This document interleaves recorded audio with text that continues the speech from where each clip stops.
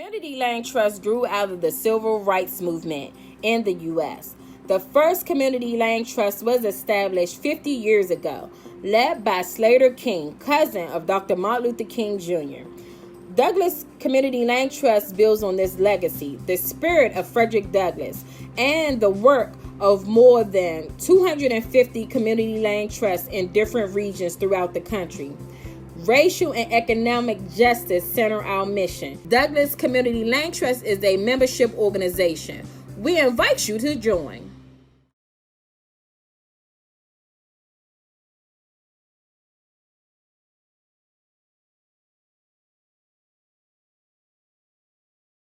For joining our event. So the Douglas Community Land Trust is committed to creating a space that's inclusive and promotes language justice.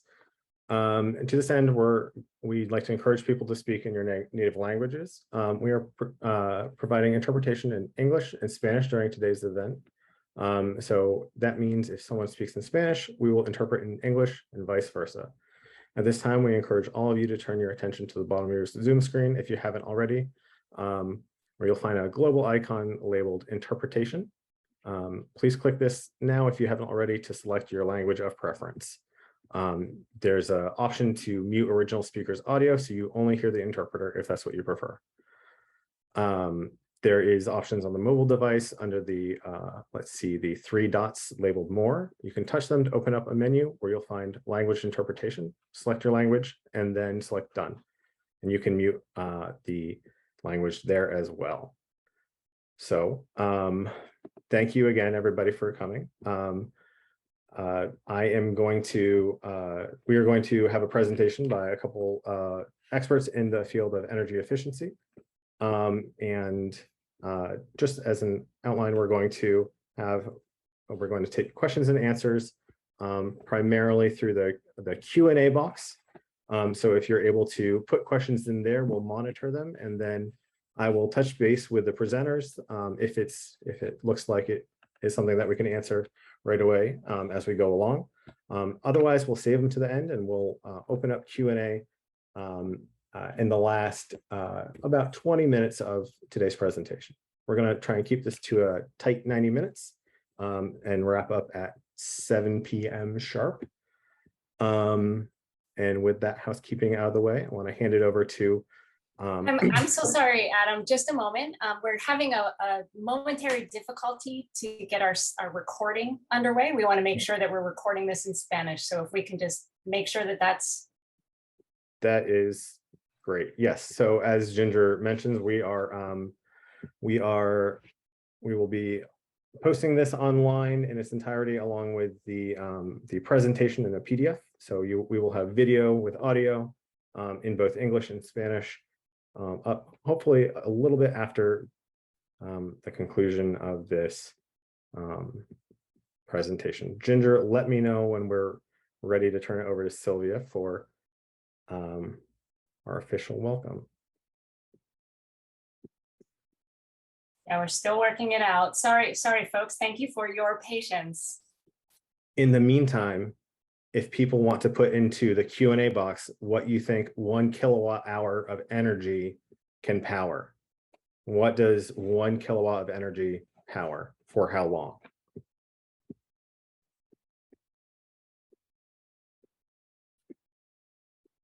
It was more than I was expecting.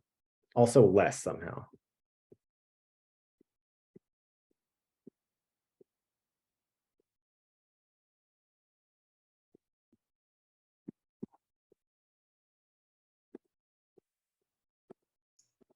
Thank you. We are good to go on recording. Wonderful. Thank you, Ginger. So now I will hand it off to our board member, Sylvia Salazar. Sylvia? And I think hello, everybody. My name is Sylvia Salazar, and I'm on the Douglas CLT Board of Trustees. So buenas tardes a todos. I will now only speak English so as to not confuse the interpreter. So thank you for your patience. I'd like to welcome our attendees and of course our presenters, and just give you a little bit of an introduction as to what the Douglas Community Land Trust is about. We're an organization that's based on racial and economic equity. And we want to preserve affordable housing in perpetuity, which in lawyer speak is what that means is forever. Took me a while to figure that one out myself because I'm not an attorney. We also, Douglas Community Land Trust provides stewardship services for housing cooperatives and condominium associations. So what that means is that there is the management of the property. You might have a management company who takes care of all the maintenance in your building, but there's support that we sometimes need in terms of like how to get our finances organized, making changes to maybe our bylaws, or we're going to make some upgrades to the building and we kind of don't know where to go. Or in this case, energy efficiency, very appropriate, which is something that my housing cooperative where I live, we're actually looking into currently, is to make our building more energy efficient so that we don't waste so much water and we're more efficient in terms of how much electricity we use. So that's the kind of support that stewardship provides. And it's something that we can offer as well to your co-ops or condos if you become members of Douglas CLT. So I'd like to move on and say thank you to our presenters, to Julian Bellity and Andrew Honeydew, energy advisors, and Chet Knopf from Spectrum Energy. And like I said, I would like to work with you all since my building is looking into making energy upgrades, and whoa, it's expensive. So hence the support of Douglas CLT and your connections that you have in the community to make these things a reality for us. I'd also like to thank our community partners, such as Mi Casa, Housing Counseling Services. They're longstanding organizations that work in the area of tenant rights and affordable housing preservation. The Latino Economic Development Center, Neighborhood Legal Services, and we also have interpreters from Global YNS who are with us. And I believe, do we have anybody else that I should be acknowledging, Adam, from? I cannot quite tell. I think somebody from Councilmember Bond's office might be coming. So if you would raise your hand, we'd love to, thank you individually and also express our gratitude for the work that Councilmember Bonds has done in championing co-ops and other common interest communities. And with that, I'll hand it off to Adam. And again, thank you for coming, and I hope to meet you in person one day. Great. Thank you, Sylvia. So I am about to hand it back off to the first of our presenters. So that would be Honeydew Energy folks. So AZ and Julian, we are excited to jump into this presentation. Well, we are excited too, and thank you very much for that gracious introduction, Adam and Sylvia. And thank you everyone who's joined us tonight and made some time to speak about our favorite subject, smart energy for condos and co-ops here in the DC, Maryland, Virginia region. We're going to be going through a lot of information. We're going to have to gloss over some in the interest of time, but I can assure you we're always available for questions after the presentation, and we'll be sending the presentation along in a PDF format for you to review more carefully at your own leisure. So with that, we can look at the next slide, Julian.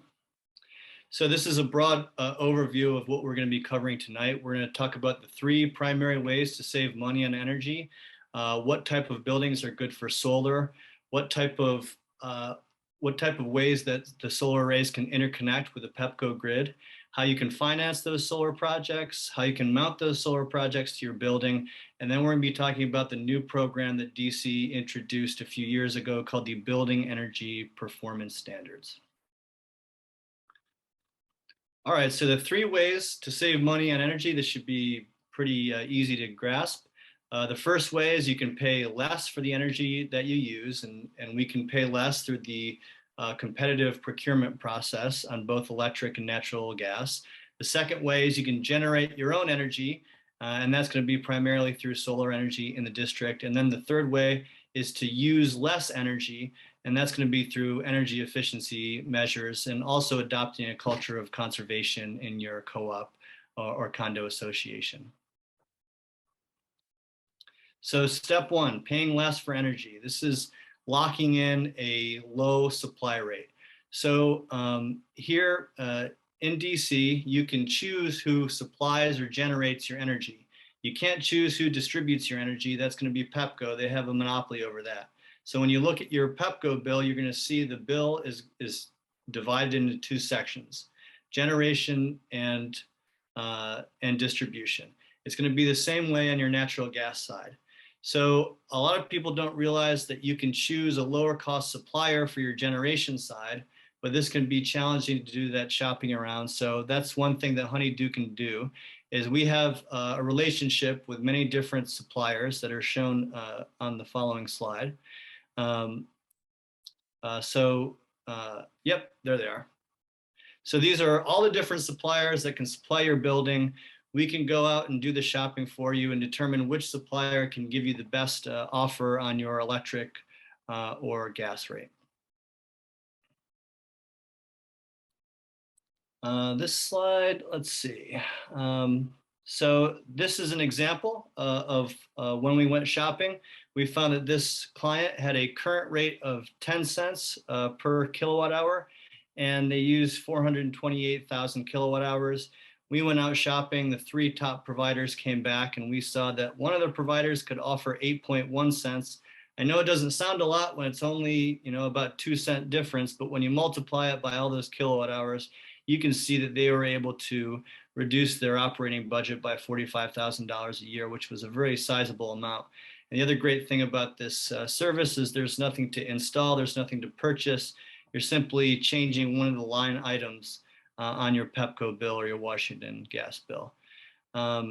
If you go back to those, so this is an example. So these are some examples of where we think the current market conditions are, what you should be looking at for supply rates. A really good rate is going to be between 6 and 9 cents, a normal rate between 9 and 12 cents. And if you're paying over 12 cents per kilowatt hour, please give us a call because we can save you a lot of money on your bills. On the gas side, we measure the energy in therms. And for a good therm rate is going to be under 45 cents, a decent one between 45 and 55 cents. And again, if you're paying more than 55 cents a therm, we should definitely look at that. And I will note that Washington Gas is currently charging $1.07 a therm. So it is really important that you get on a third-party supply rate if you want to avoid paying that exorbitant cost.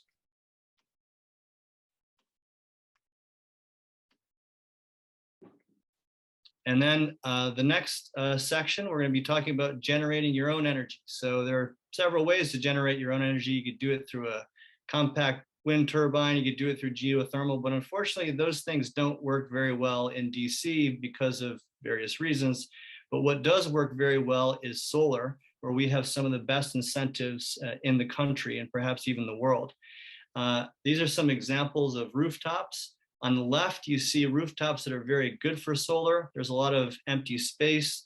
They have a south-facing exposure and not a lot of obstructions on that roof that we need to build around. The middle ones, that would be okay. We can usually get around some of those obstructions by building a rooftop canopy above them and still give those buildings access to solar energy. Whereas the building on the right would be very challenging to do because they have a big space devoted for amenities and they don't have a lot of room for solar. So we would probably pass on that one. So there are two main ways that solar can interconnect to the grid, to the PEPCO grid. One is a net metered system, or we would just call it a NEM system. And a net metered system is tied directly to your meter. And this is the one that makes your meter spin backwards as you're generating your own power. And it's going to save you a lot of money on your bill. The other way, if we could go back to that, the other way is a community solar program or a CREF system. And this is one where we'd install a brand new meter and you'd be selling all of the energy you produced on your roof to other subscribers. So We can go to the next slide and we can get a little bit more detail on how that NEM system works. The big advantage of the NEM system is it tends to be lower cost project. It's available all over DC, Maryland, and Virginia. The challenge is that we're not allowed to build a solar energy system that will produce more than 180% of what that common area meter uses. And you won't be getting as much value for any surplus energy that you produce over what your common meter uses. And then the community or the CREF system, there's no limit to the size. It doesn't matter how much energy your building uses. The only thing that really matters is how much space is on the roof that we can build solar. So if you have a big roof and a very small common area usage, then the CREF system would be most advantageous for this application. And what we usually do in this system is we have a solar developer would basically rent your roof and pay your association lease payments for the privilege of being able to use that roof. And then the individual unit owners within that condominium could subscribe to the system and also get a lower rate on their electric rate. So there's two benefits. You're getting lease payments, positive cash flow, and you're also getting savings in your individual unit bills.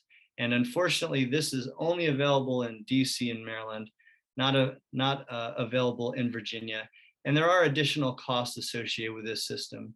Namely, you have to build a new meter and you have to pay more to PEPCO in order to feed all that extra energy back onto the PEPCO grid. And to jump in real quick, just to simplify the difference between net metered and community solar. Net metered, you can think of the solar energy is being sent to my meter, so I am using that energy. Community solar, the energy produced from the solar system is sent directly to the grid, so you will not be saving directly on your PEPCO bill. But there's a way that you can, as Andrew mentioned, there's a way that you can get that energy back and get some savings virtually through community solar. Thanks for that, Julian. And then we have different ways that you can procure solar, or you can finance solar. The simplest way is you can purchase an array directly where you have to invest the funds, or you could take out a loan to purchase it. And then you would own the system and you take advantage of all the credits, which we'll go into more detail.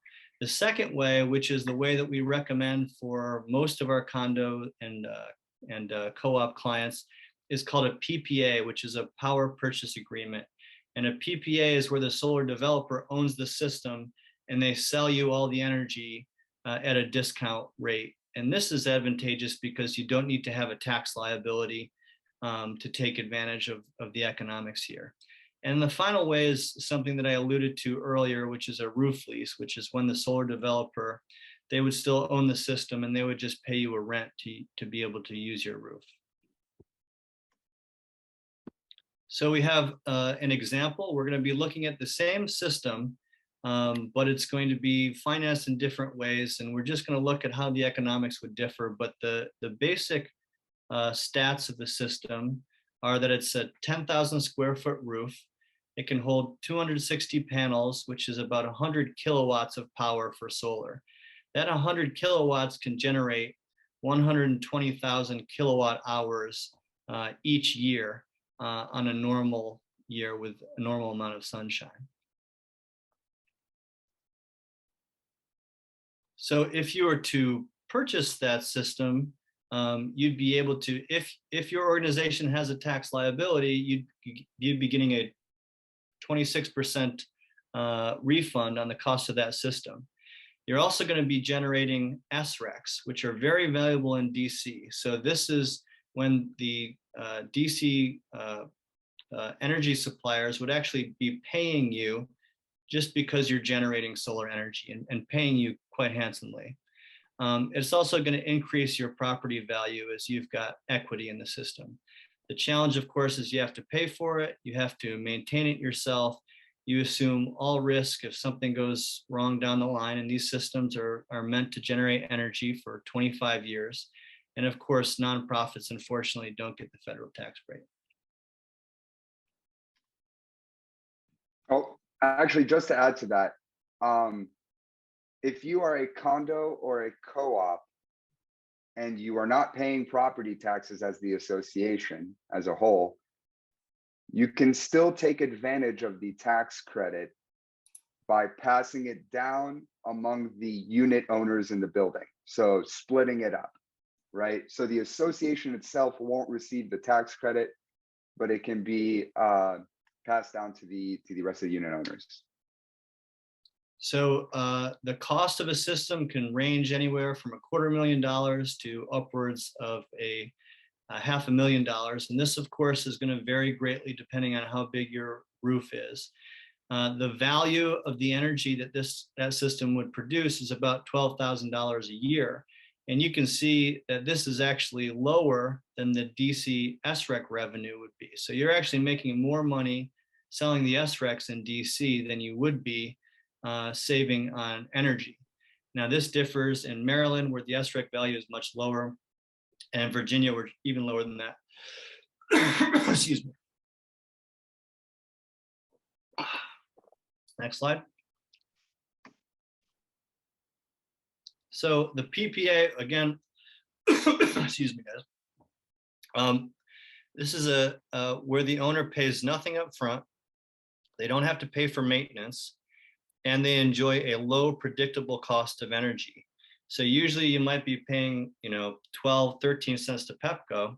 With a PPA, you could be paying 6 cents or below. So you're basically getting 50% discount on your energy. But you've got to purchase all the energy generated from that system. And it's usually a 20-year commitment.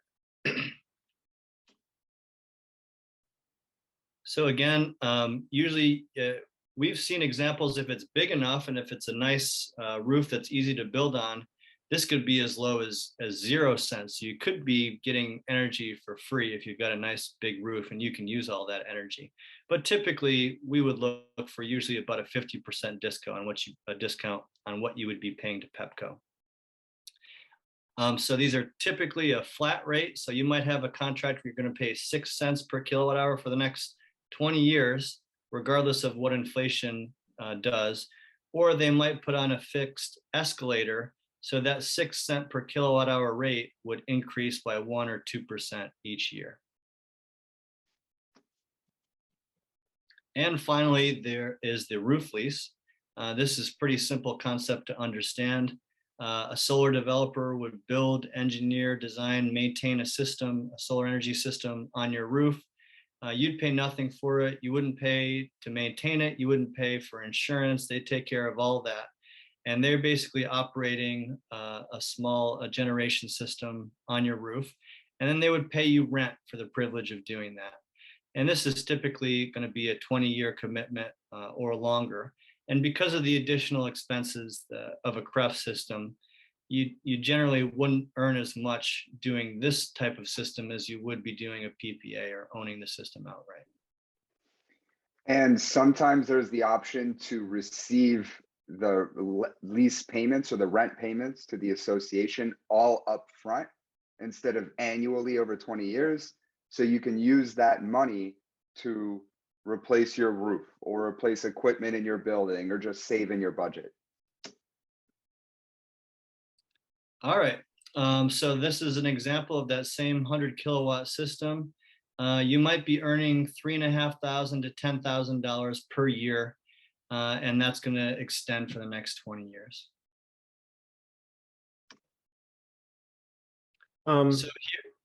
Sorry to interject, but either now or maybe a little bit later on, can you give examples of what you've seen different buildings do of different sizes and why they'd consider one option over the other? It's coming up, and then we can definitely answer that question as we go over Sorry those about as well. that. Yeah, Thank of course.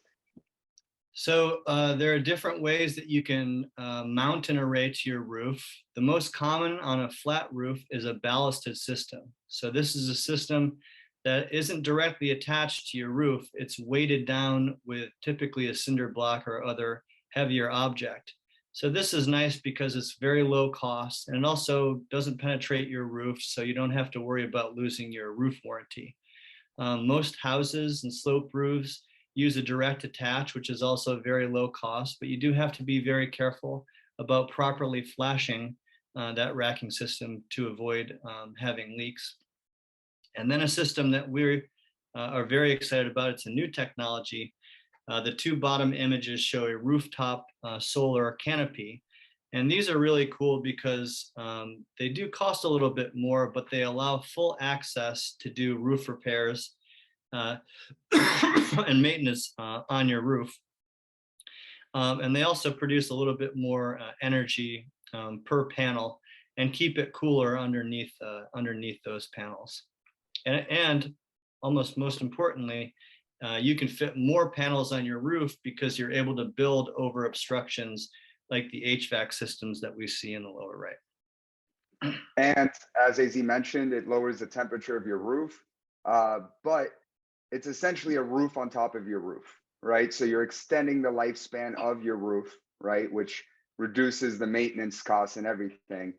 And the roofers can work underneath the roof, or the air conditioning maintenance guys can replace those air conditioning units underneath the roof without having to remove panels, turn the system off, any of that type of stuff.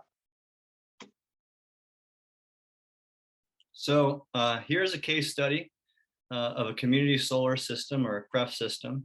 So this is 87 kilowatts, a little smaller than the 100 kilowatt system we described. They needed to replace their roof. Obviously, if you have a solar energy system there for the next 20 years, you have to make sure your roof is in good shape so you don't have to be doing maintenance and uninstalling and reinstalling the system. So with this offer, we were able to get this association $85,000 upfront for their roof replacement. And that included a 20-year warranty added because there was a roof upgrade. And in addition to that, we got them $1,300, about $1,300 each year in roof payments for hosting that solar array. So this was a big win for them. They needed a new roof. They were really struggling to finance it. And solar was both able to give them a new updated roof and an additional stream of revenue for their operating budget. Here we have another case study of a PPA. This is a bigger system, 160 kilowatts. And they signed a power purchase agreement for 6 cents per kilowatt hour. Again, that compares to a PEPCO rate of 12 or 13 cents. So they're paying about half as much as they were paying to PEPCO for that. And so this ended up saving them over $16,000 each year over the next 20 years. It was a big win for them. Great. And then I'll take it from here. And then just to follow up with Adam's question. So one of the reasons that they did a PPA instead of doing a roof lease is they were able to use all of that energy in their common meter. We wouldn't want to connect this system to each unit individually because that would be cost prohibitive. So that would be an example of why an association would choose a PPA versus a roof lease. And the common meter does that just cover like the common areas like heating, cooling, lighting? What would that be? Yeah, that would be the hallways, the common areas. Some condos and co-ops are master metered. So in that case, all of the units are connected to a single meter. And from a solar perspective, that's very advantageous for us because then we could do a net energy meter system, which is a lower cost and better economics delivered to the association. So in that instance, that the co-op would know that because the electricity would be included in their carrying charges or fees. Is that right? That's right. Mm-hmm. Great. Thank you. That is correct. And just before I get to the next step, this is very important. We have dumped a lot of information on you about solar and energy so far. You do not have to memorize this. This is why we are here. We will provide you, if you reach out to us directly, we will provide you with a free solar analysis. We are the experts. We know all the solar companies in the DC area, and we will collect the bids and determine what is the best program for you, what is the best system, racking system, everything. So it's an all-inclusive service that we offer, and it doesn't cost you anything either. So if you have any other questions about that, reach out to us. But now Is there, we are going to, and they wouldn't be required to move forward, right? No, they're not required to move forward. All right. No, Thanks. no penalties or any of that type of stuff. No. But it'll be hard because, oh, and one more thing about solar before I get to this. DC is the best solar market in the entire country by far. And that is because of the incentives they offer here. So roofs are golden in DC, and you want to take advantage of that before the incentives get too low, right? Because over time, they're just going down. So you want to take advantage of the attractiveness of your roof, and we can let you know what the value of your roof is as well. Next, benchmarking. So you need to measure the efficiency of your building. And how do you do that? You do that through this tool called Energy Star Portfolio Manager. This is a tool provided by the EPA that allows you to put all of your building information in there, the square footage, number of units, the percentage of the building that's heated and cooled. And on top of that, you have to put the previous year's electric, gas, and water data. With that information, it will generate a score. The score is called an Energy Star score. And that score will run between 1 to 100. And 1 being the least efficient. You're not efficient at all. You are definitely need to make improvements to the building. 100 being the most efficient compared to all of the other similar buildings of your type and size around the country, right? So you want to be as close to 100 as possible. If you're a very old building, then you should target closer to a 70, right? But this gives you the score to show you how efficient you are. And in Washington, D.C., it is a requirement to benchmark your building, to get your score, and to submit it to the DOEE, Department of Energy and the Environment, every year by April 1st. This started with 50,000 square foot buildings and above. So if your building is over 50,000 square feet, you've had to do this since April 1st, 2014. And then after that, every April 1st moving forward, right? Every single year.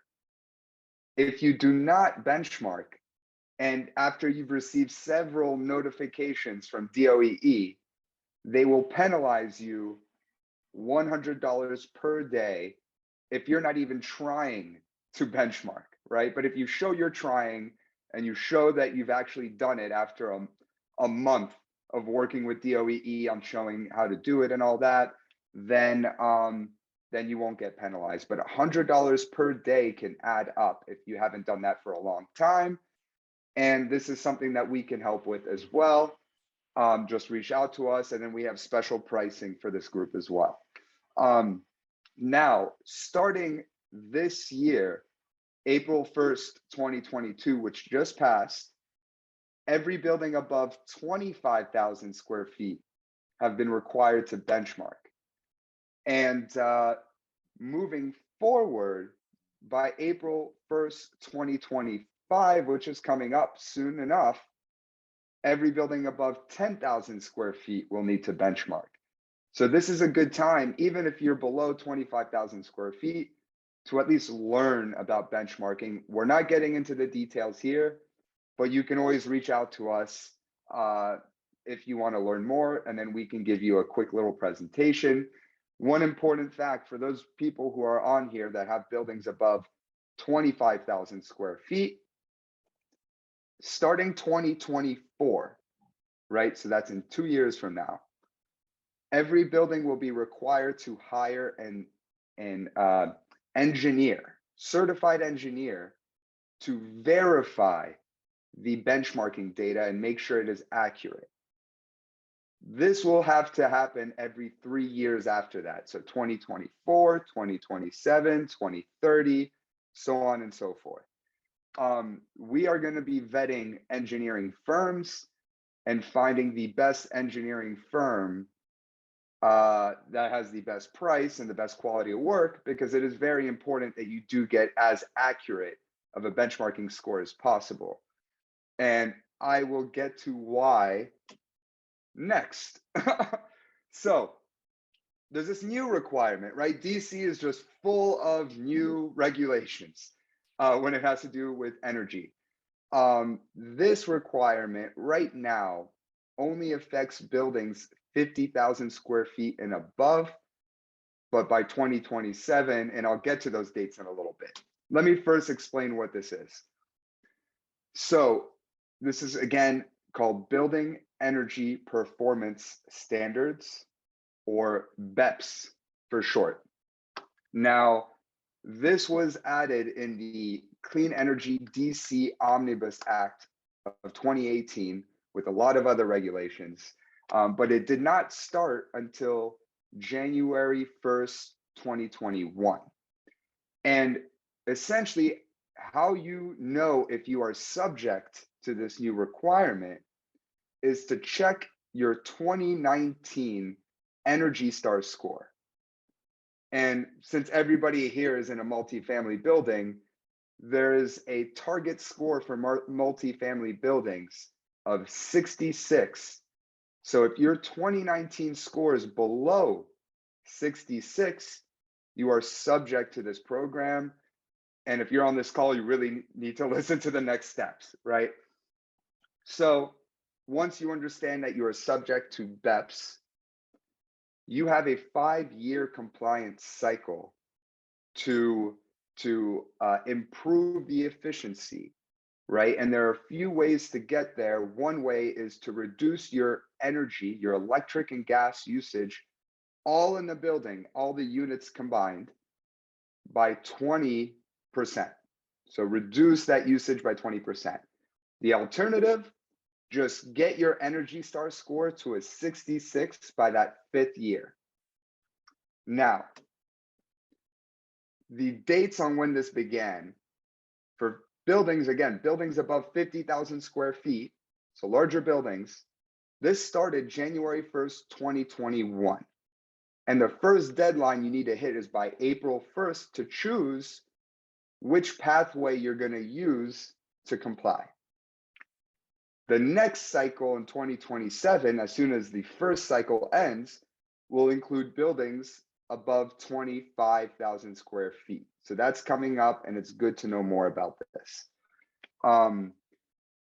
But in terms of the deadline, April 1st, choose the pathway to compliance. We can help with that. Again, reach out to us, and we'd be happy to inform you about BEPS and then discuss next steps.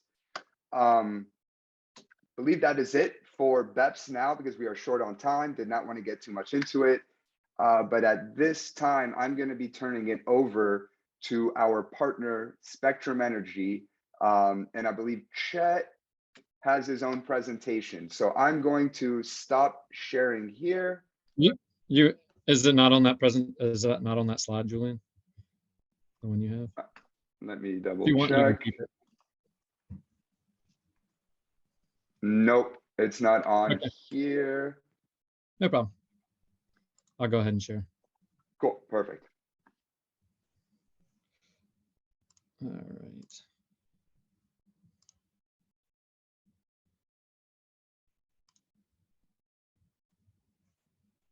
Okay, can you confirm, is that working, Julian?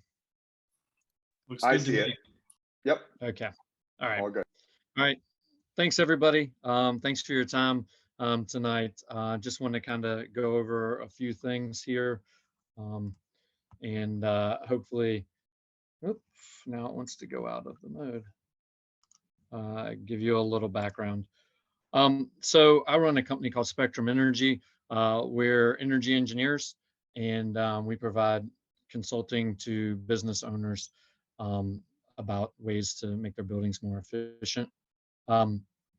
You know, a lot of times people talk about complexity of things, how things can, you know, especially with new technologies and everything, people kind of feel out of sorts about, you know, things being challenging and difficult.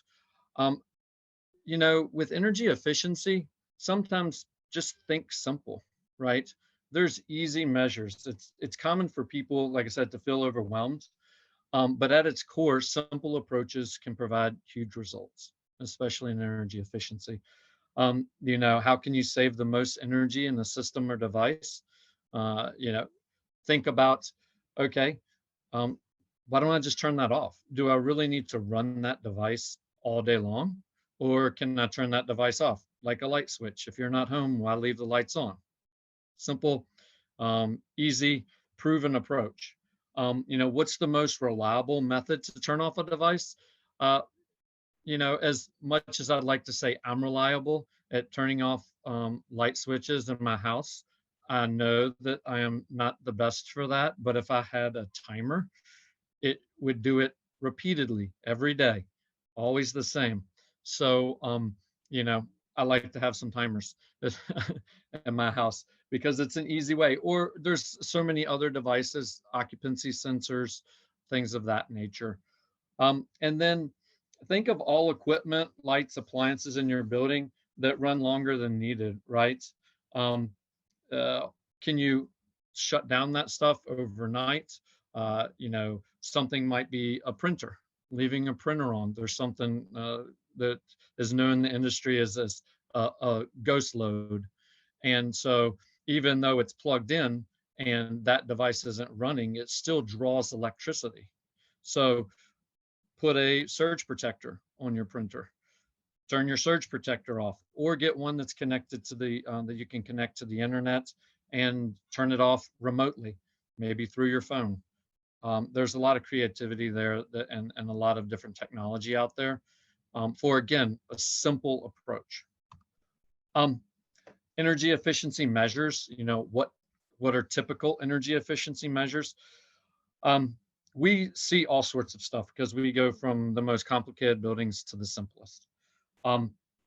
Here are some measures, and you know, you can go out and Google and find a lot of information on this as well. But buildings typically have transformers in them, especially for high voltage loads.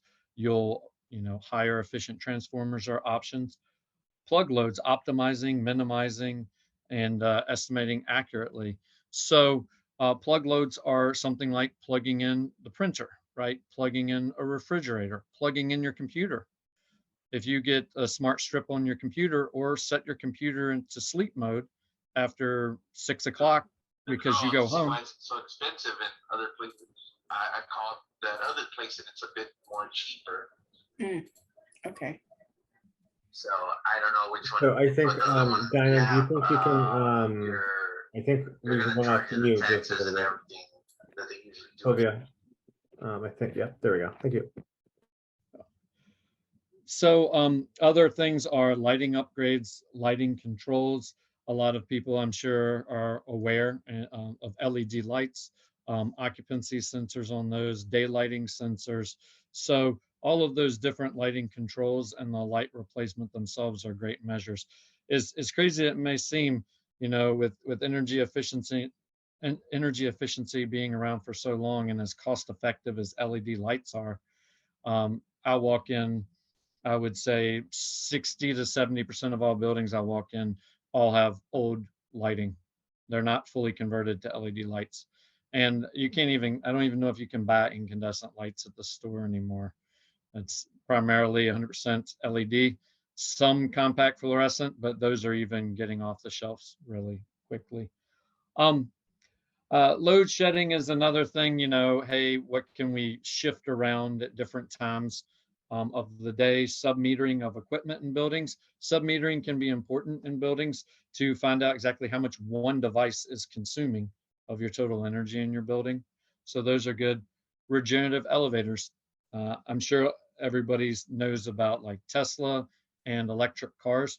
Regenerative elevators, they consume energy as the elevator goes up in height in the building. And then when the elevator comes down, they use the motor to brake the elevator and, you know, to help slow it down. And then that energy is then put back into a battery stored for the elevator to help it go back up. So it generates energy on the way down. Heat pumps, they're going to be widely used technology in the future as we go to more energy efficiency, because they're very efficient in cooling and in heating modes at creating cool air or hot air and keeping your building at desired temperatures. Waste heat recovery or other things, other devices. You've got variable frequency drives, variable refrigerant flow. There's a lot of different devices that can be used in the building for energy efficiency. And it really just comes down to cost. It comes down to space a lot of times, and then whether that technology can be implemented due to other constraints in your building. So typically what we recommend and what the industry recommends is an energy audit, whether that be a residential energy audit or a commercial or industrial grade audit. And the whole purpose of an audit is you might see something that you can improve in your building, right? Say it's replace an air conditioning unit with the heat pump unit. You know it's more efficient, okay? But that heat pump unit might cost $10,000 to replace. If you don't do an energy audit, you don't know how much energy that's saving, and is that the best use of your $10,000 that you're spending in a building? The purpose of an energy audit is to put and develop what we call ECMs or EEMs, energy conservation measures or energy efficiency measures. And those measures, the intent of those is to take each measure and look at it on its own merit. So what you have here is you've got a turnkey price. Then you determine what the savings is. Is it electric or is it gas? You've got a total annual savings. And then a simple payback says that, okay, based off of this cost, how long will you return your money? And then there's incentives and grants, and then a net simple payback. This is different for each energy efficiency measure. But what it does is if your net simple payback is lower, then that means you get your money back faster, right? So you may want to identify those. Or it may be the case where you've got equipment that's failing and needs to be replaced.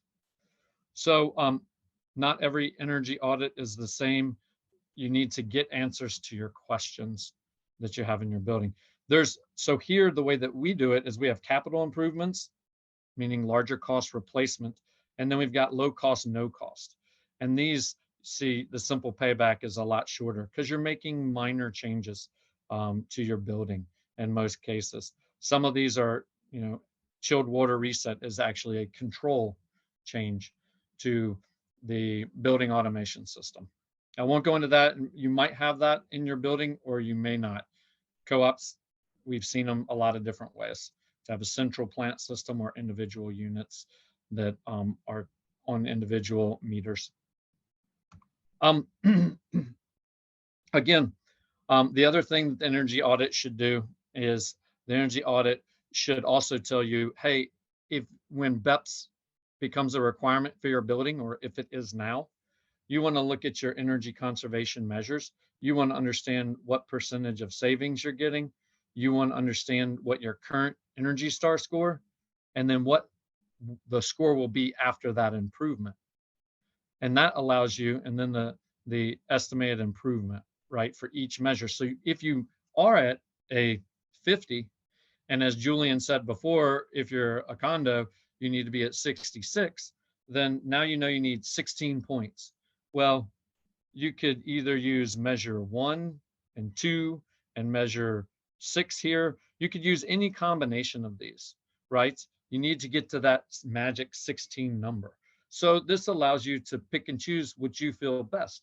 And you use this table with the prior table and say, okay, what's my turnkey cost and what's my net simple payback, and make the best decision for you, your company, or your condo association. Okay, it's all about being informed. And then two, right here, you want to look at what's where the bad performance is. You need to find the problem, right? When you see something that's not functioning well, you need to find out that problem. Then you need to solve that problem. And after you solve that problem, then you need to calculate up your savings. Again, I always like the phrase keep it simple, stupid. Not anything negative on the stupid part, but also, when BEPS is a requirement for your building, or if it is, there's non-compliance tips. You know, first, you want to find out what your potential fine is going to be in your building. You want to find out that what the appetite is for investing in the building, right? How much funds do you have to invest in the building?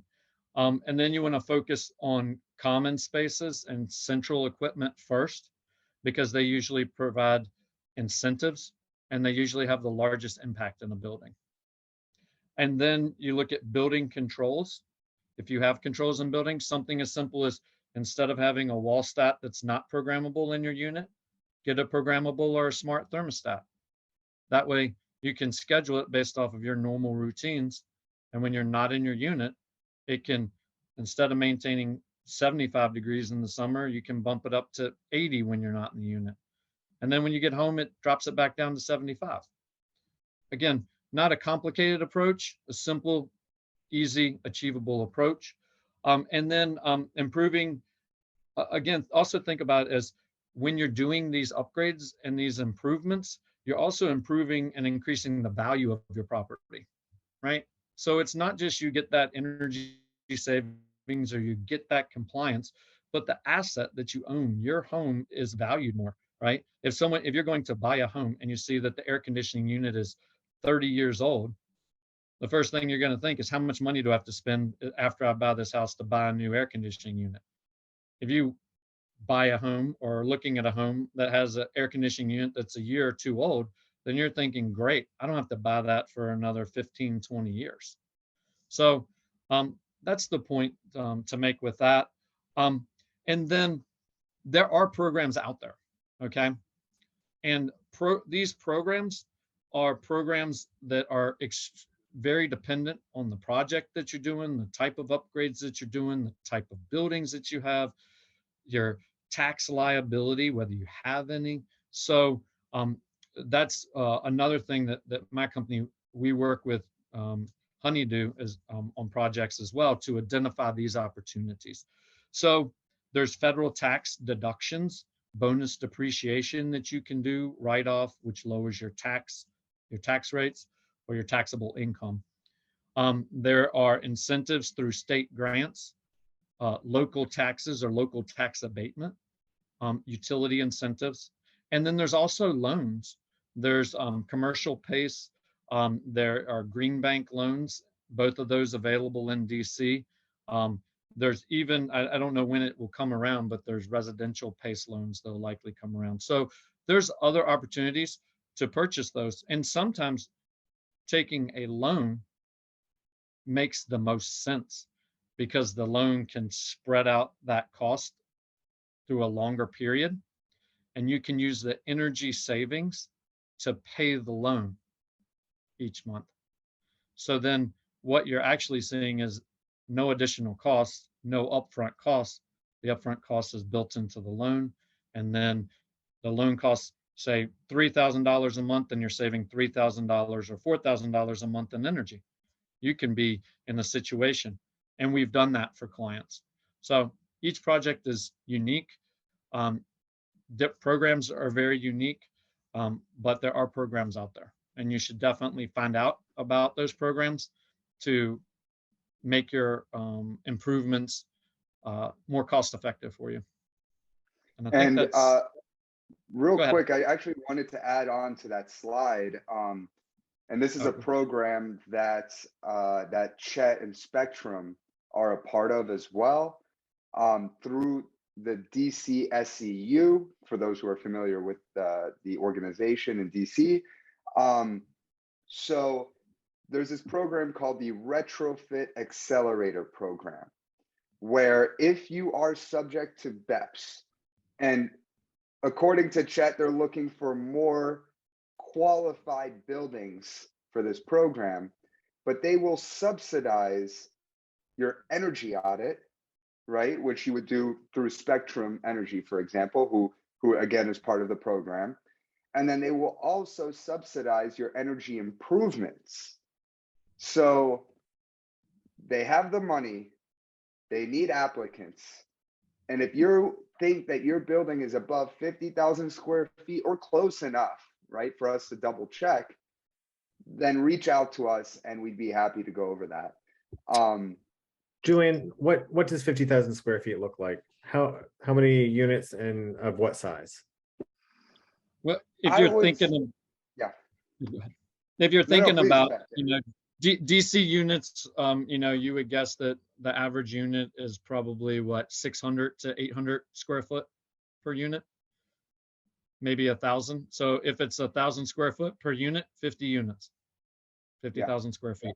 But you also have common space, right, which will add up. So you might say 1,000 square foot per unit, 40 units, you probably have, another 10,000 square foot in common space. There you go. So what I'm hearing is, if your building has 50 units, you should definitely check. Absolutely. Yes. I would. Even close to 50 units, it's worth double checking. And if they don't have enough applicants for this, they still have the money. I'm sure they have to spend it. So it's at least worth asking, hey, these people are not subject to BEPS yet. They could be in the near future. Can we add them to the program now if you're still looking for applicants? So it's always worth reaching out for free money, especially to improve your building. And also too, in working on projects with Honeydew, we've found buildings with incorrect square footage, documented incorrect square footage. We've helped identify that and help the owners correct that in the system, which then has made their Energy Star score potentially improve. It could potentially go down, but having it corrected, puts you in the right spot so you know where you're at. And then again, back to the utility bills and the rates and stuff that, Julian, we've also found properties that were paying too much and help them identify that, wow, you're paying, 150% of the average, in DC, or you're paying, we've run across 200%. So twice the average rate. And that alone on a project paid for our entire energy audit service. Just by finding that out in 1 year, it was it was greater than what we had charged for an energy audit on that project. There we go. Awesome. So we're gonna continue on to ours. Would you mind stop sharing and then I'll share my screen again? Yes, it says new share. Are you able to share now? Let's see. Desktop 2. Can everybody see my screen? You're good. Good. Great. Okay. Awesome. So we're going to finish this off by explaining what we do, right? And we are a way to also get to Spectrum as well, right? As Chet mentioned, we work very closely together. And whenever we believe that this project would be a great opportunity to bring Spectrum in, which most of the time is, then we will do so. And it's much easier to have one contact for you guys rather than multiple contacts and not know who to reach out for certain projects. So we offer, and this page has a lot of information, I'm realizing, with the Spanish added to it. But really, if you look at the top, right, most of our services, we offer competitive bidding program, right, where you don't pay anything up front. So we go ahead, we collect the proposals for you on your behalf, and then we combine them into a single proposal, comparing them side by side and letting you know what factors you need to focus on. And we do this for solar, we do this for multiple energy equipment in your building, your air conditioning, your chiller, your boiler, all that type of stuff. And LED lighting, which is very important as well. And then BEPS consulting. So for BEPS consulting, the first thing you guys should essentially do is when you reach out to us, we can take a holistic view of your building, even virtually, and we can tell you certain things that we believe you need to proceed with, right? And then from there, you have your options to go from. Now, as for next steps, again, like I mentioned, if you reach out to us, we can definitely start with 3 different options, which I'm thinking of a 4th one already right now. First one will be a free solar analysis, right? And that we can simply do from a Google image of your roof. So we need your address and then your latest electric bill, again, for your common area. Or if there's 1 meter for the entire building, just that one bill, right? From there, we'll determine, is this good for NEM? Is it good for community solar? Or is this better for a canopy, better for a ballasted system, so on and so forth? We do that hard work for you. Next, if you know that in your building, you have to replace equipment, then we can help with that as well with our network of vetted mechanical engineers, electrical engineers, so on and so forth. We have a very large network of contractors, so you don't have to go on your own and collect multiple proposals, which I'm actually doing for my own house, and it's very annoying. You can go through a company like Honeydew that can handle that entire process for you. And then a free supply rate comparison, which is what Andrew mentioned earlier. We look at your bill, we look at the supply section. If you're not locked in, then we can search for rates. If, for instance, right now we are in an energy crisis, right? And I'm sure your energy rates have skyrocketed. What we are seeing now is that it's better to keep the electric rate with PEPCO for now until the supply rates start going down. Right now, the supply rates that you lock in are higher than what PEPCO's original rate is. For gas rates are much higher than where the supply rates are where you can lock in. So make sure you have a supplier for your gas bill. And if you don't, you are paying way too much for gas right now. Something else that we can help with. And then finally, reach out to us if you want to know that you have been required to benchmark and you haven't benchmarked yet. You are subject to BEPS. You don't know how big your building is. These are all things that we can help with as well. So anything that you guys need energy related, feel free to ask us either on this call, send an email to Andrew. We have his email and his phone number, direct phone number. So you could text him at any time of the night. Thanks for that, Julian. Of course. We're here 24/7. Yeah, so I guess now we open it up to Q&A. Is that right, Adam? Yeah, so I think so we're going to continue to collect questions into the Q&A list. Thank you for that. And I see Alicia, you have your hand up. So if you can put it into the chat, but we'll also open up after we clear the Q&A. After we clear that out, we will open things if we have time for verbal questions. So if you can open up the screen, stop sharing. We will go to our, a lot of this work is done. There's a number of groups who provide ongoing coordination and service to co-ops and condos and other common interest communities. They are very important community partners.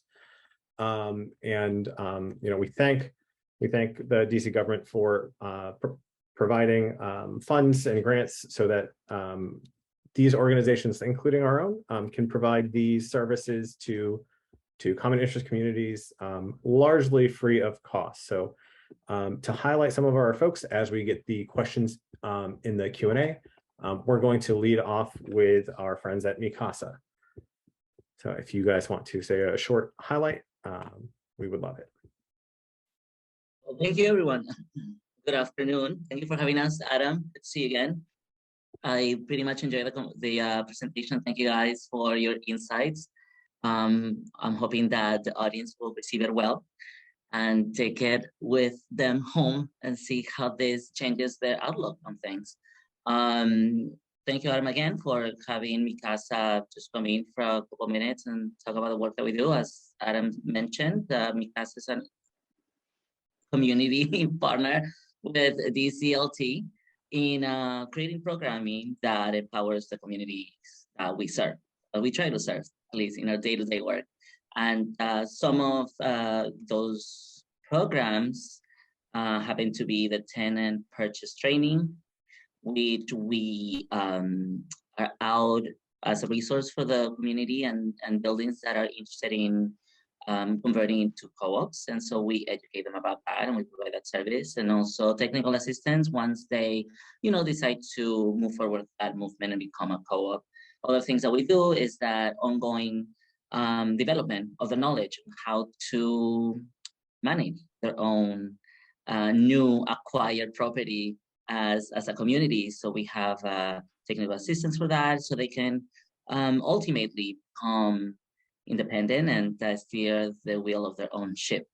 And in terms of my work at Mi Casa, I happen to be the engagement and communications officer. And so my work is to develop relationships with the co-op boards and lead them in their way to success, to manifest what they envision their membership at large to become, and whether that is more involved when it comes to fostering community and or shaping them into becoming leaders in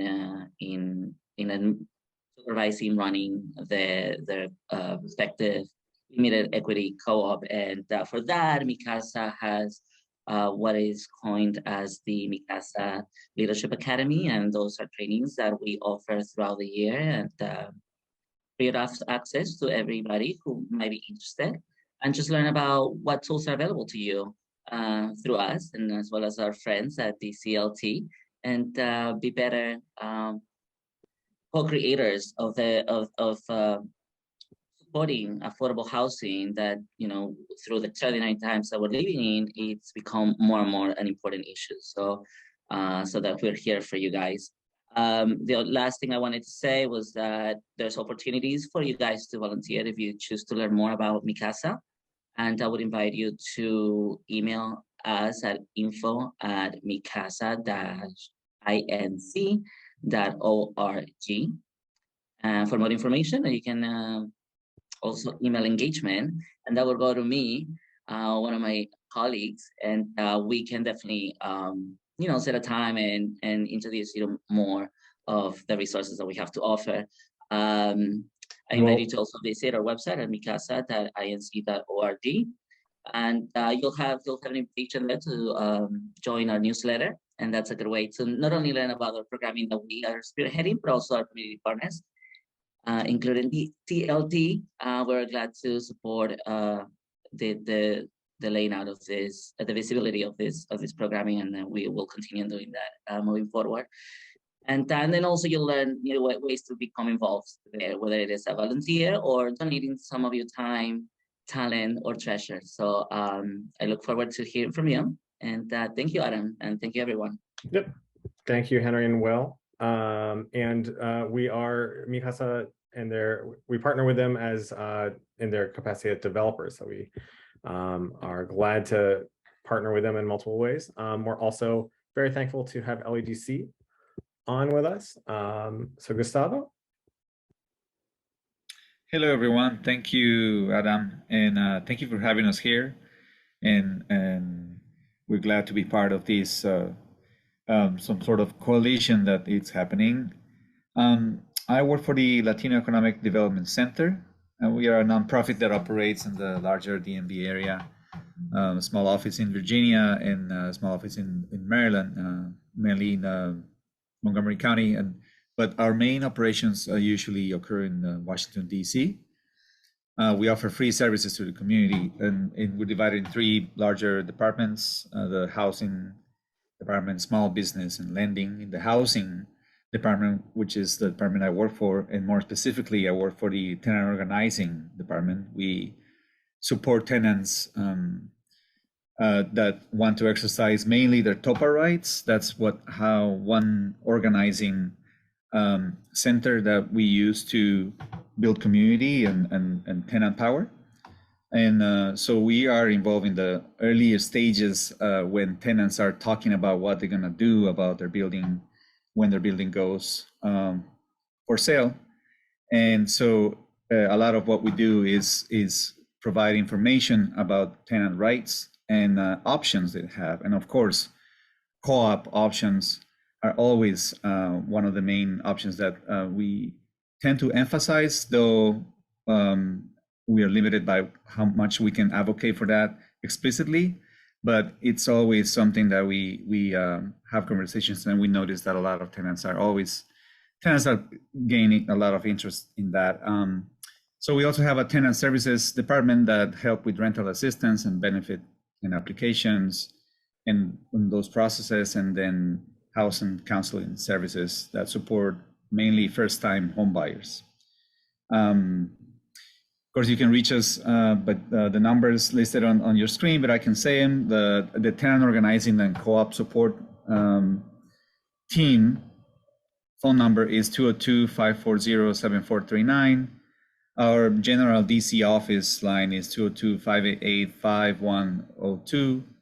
And tenant support services is 202-681-7381. Thank you very much for having us here.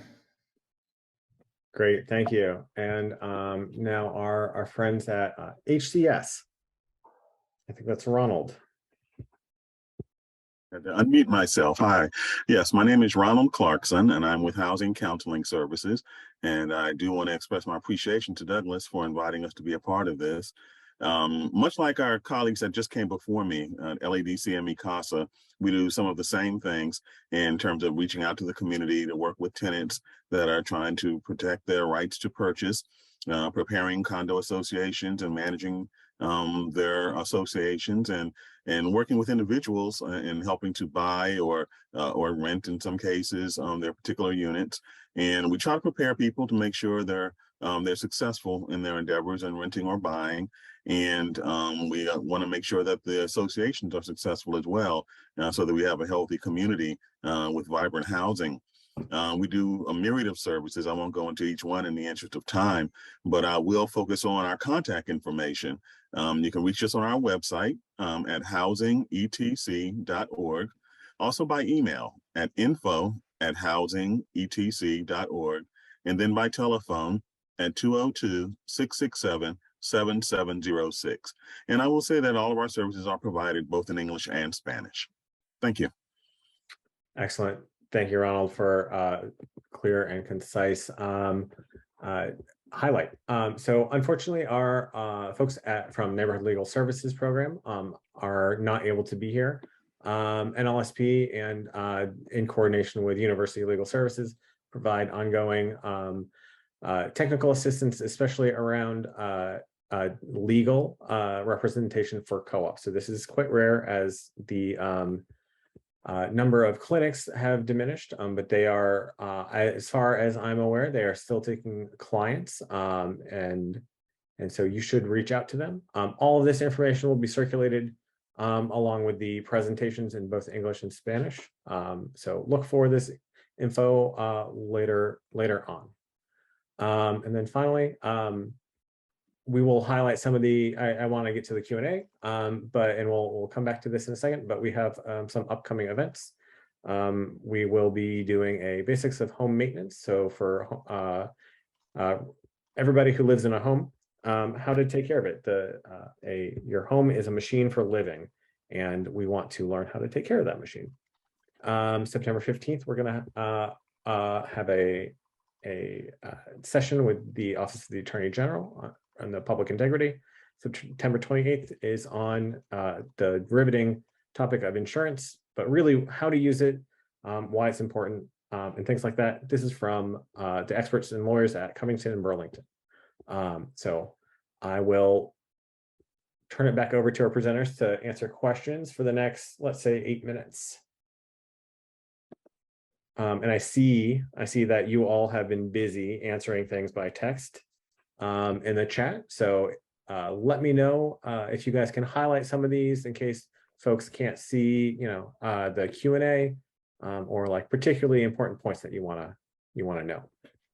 Yeah, I can jump in here. So somebody had a really good question about what is the PPA company getting out of this deal, offering half price power. It seems too good to be true, I think was the gist of the question. And the reason they're able to do this is because DC has the best incentives in the country. So they're earning money from the DC power suppliers for every megawatt hour they generate.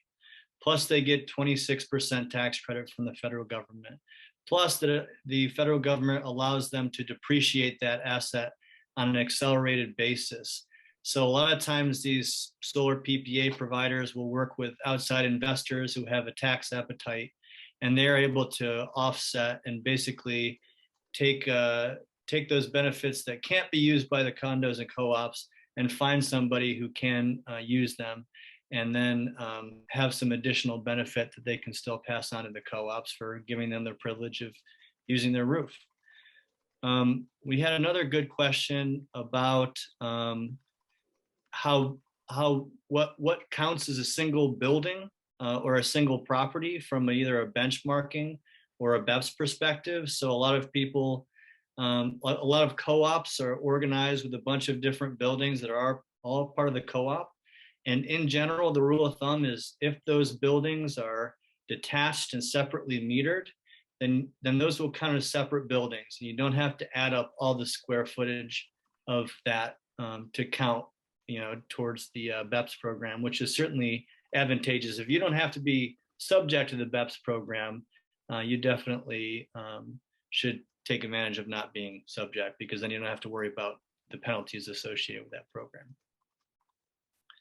And I think, I don't know if, does anybody else want to raise their hand and ask a question or put something? So actually, I have something to add real quick regarding the person who mentioned about how they have a what we call a community, a garden style community where you have multiple smaller buildings.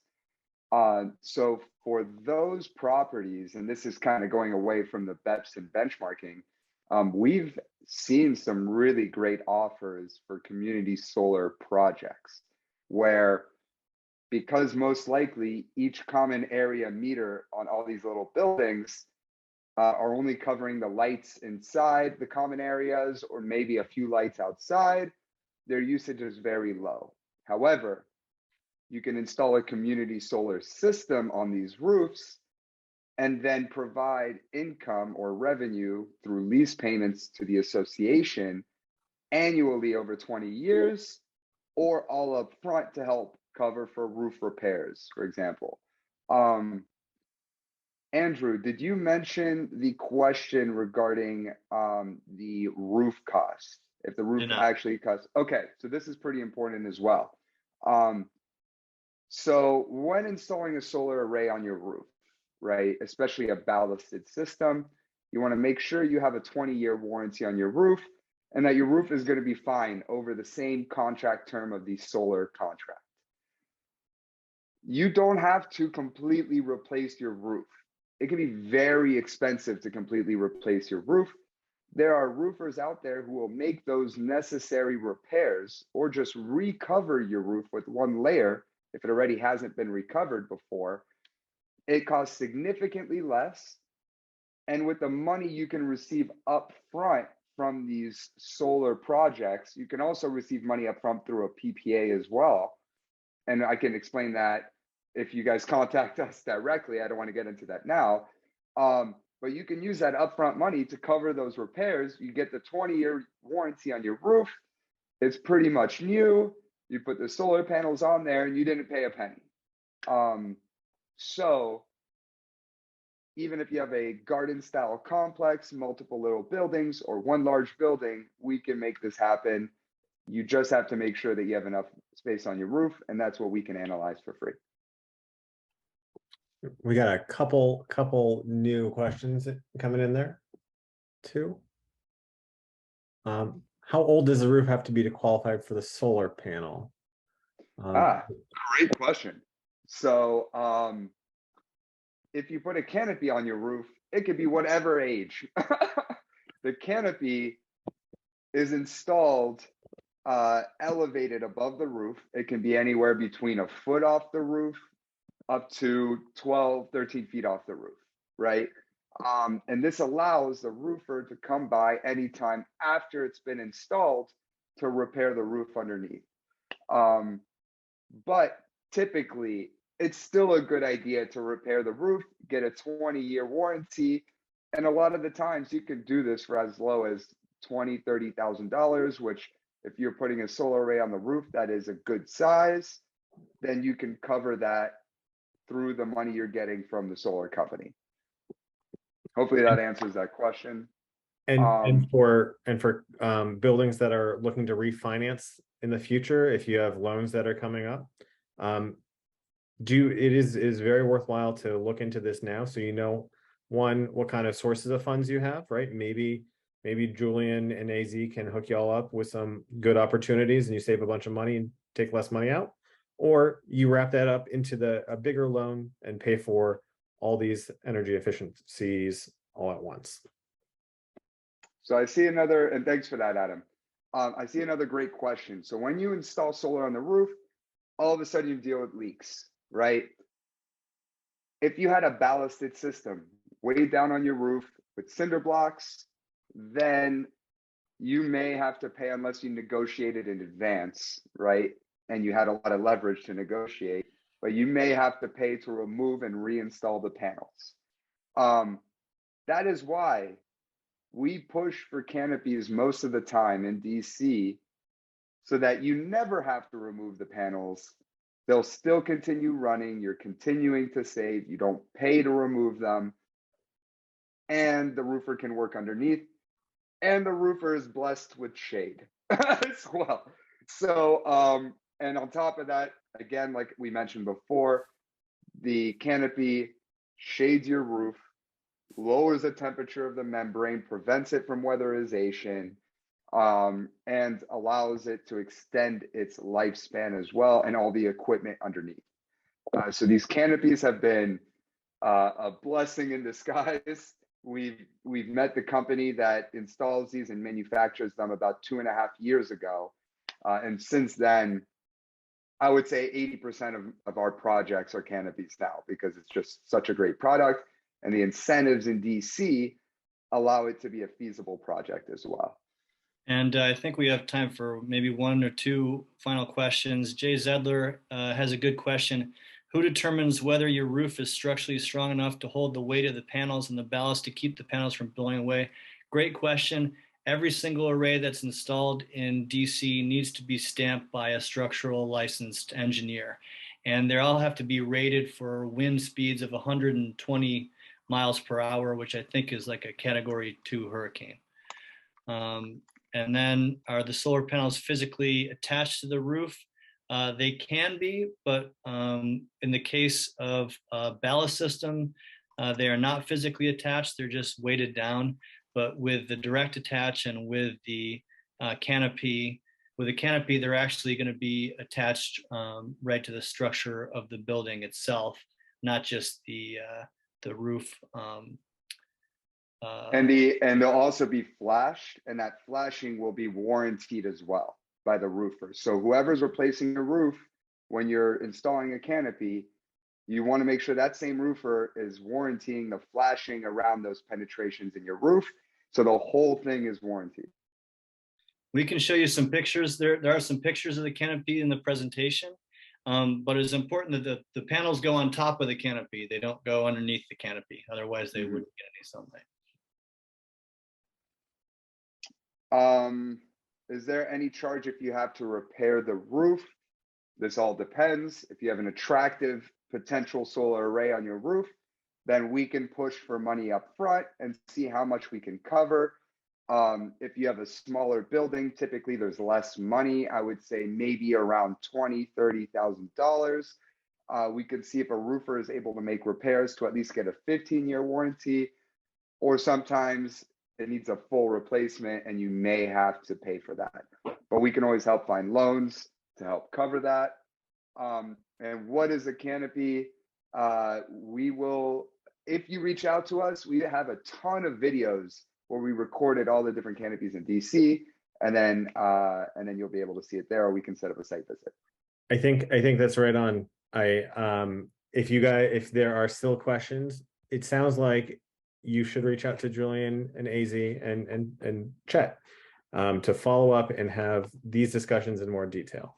Again, as much as I like these guys, if you want somebody who is not going to make money off of the transaction, you can contact any one of the service providers to help you go through that energy report that you get from AZ and Julian, including us here at Douglas and our friends. If you have any difficulty kind of putting those things together, please reach out and we are happy to coordinate with putting that in. So thank you to our presenters. We're going to circulate the info, and Sylvia, if you could close us out. Yes, I would like to take this moment to recognize Sophia Marcus from Council Member Anita Bond's office. So thank you for joining us today. And thank you again to the presenters and to the interpreters for sharing such a wealth of information. I would also like to thank the community partners as well, which my co-op worked with LADC when we were organizing to convert our building from a rent controlled to an affordable housing co-op.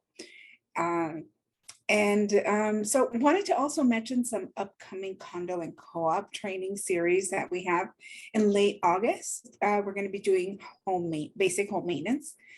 September 15th is with the Office of the Attorney General with the Public Integrity section. And on September 28th, we're going to talk about how to use and what the importance of insurance is. And that's with attorneys at Covington and Burling law practice.